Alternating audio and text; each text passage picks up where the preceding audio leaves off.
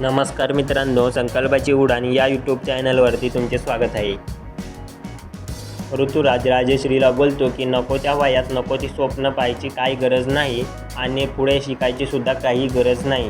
तेवढ्यात रुक्मिणी बोलते 4 पुस्तके वाचली तर जबाबदारी पेलता येत नाही। तेवढ्यात सिंधू बोलते स्वप्न पाहायला वयाचं बंधन नसतं, त्यांनी जे स्वप्न पाहिलं आहे ते त्या पूर्ण करणार आणि मी त्यांच्या पाठीशी उभी आहे। त्यानंतर राघवसुद्धा सिंधू आणि त्याच्या आईला दोघांना साथ देतो। पुढील एपिसोड गुरुवारी बघा आपल्या स्टार प्रवाह वाहिनीवर।